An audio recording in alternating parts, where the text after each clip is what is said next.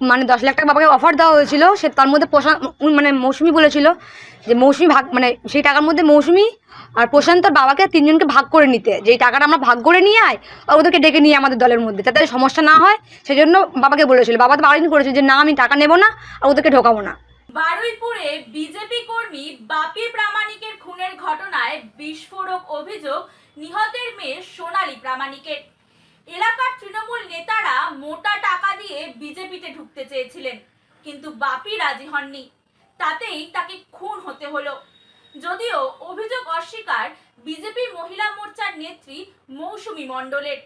কি বললেন তারা? টাকার অঙ্কে যে মানে 10 লাখ টাকা বাবাকে অফার দেওয়া হয়েছিল, সে তার মধ্যে মানে মৌসুমি বলেছিল যে মৌসুমি ভাগ মানে সেই টাকার মধ্যে মৌসুমি আর প্রশান্ত আর বাবাকে 3 জনকে ভাগ করে নিতে, যেই টাকাটা আমরা ভাগ করে নিয়ে আয় আর ওদেরকে ডেকে নিয়ে আমাদের দলের মধ্যে, যাতে সমস্যা না হয় সেজন্য বাবাকে বলেছিল। বাবা তো বারণ করেছিল যে না আমি টাকা নেব না আর ওদেরকে ঢোকাবো না। এটা মানে এটা মৌসুমি বলেছিল, তোমার সুজন বলেছিল যে তোরা ভাগ করে টাকাগুলো ভাগ করে নিলে মিটমাট হয়ে যাবে, টাকাগুলো পেয়ে যাবো। এই অফারটা আমার বাবাকে দিয়েছিল।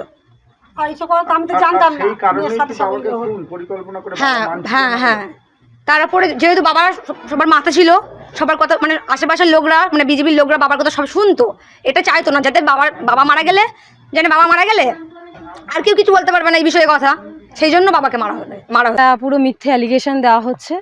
কেন, যিনি মার্ডার হয়েছেন বাপি প্রামাণিক আমাদের সক্রিয় কর্মী, মানে আমাকে রাত্রে পর্যন্ত উনি ফোনও করেছিলেন, আমাকে বলেন যে আমাদেরকে এরকম অত্যাচার করছে। আমি তারপর আইসিকেও ফোন করি যে স্যার এরকম অত্যাচার হচ্ছে, আপনি আসুন, আমিও যাচ্ছি, কেন আমাদের কর্মীদেরকে মারছে। আর যেটা বলা হচ্ছে যে মানে আমাদের বিজেপি হয়ে মানে টিএমসিকে আমরা করছি না, এটা বিজেপির নামে একটা কালিমালিত্য করা হচ্ছে। টিএমসির নেতারা কিছু দুষ্কৃতী মানে এই বুথে পোর্টফোলিও দায়িত্বে আছে তারা, যেমন সমীর সর্দার উনি হচ্ছে এই বুথের টিএমসির সদস্য, কৃষ্ণ আরও এক্সট্রা সনাতন মণ্ডল, এমনকি যারা মার্ডার করেছে তারাও পর্যন্ত টিএমসি, এখানে কোনো বিজেপি বলে কেউ নেই। আর যে সুজন মণ্ডল বলা হচ্ছে সে হচ্ছে তার আজকে এই দুষ্কৃতির জন্যেই তাকে পার্টি বহিষ্কার করা হয়েছে, পার্টি থেকে তাকে বহিষ্কার করেছে। তো সে তো আর বিজেপি কর্মী হতে পারে না।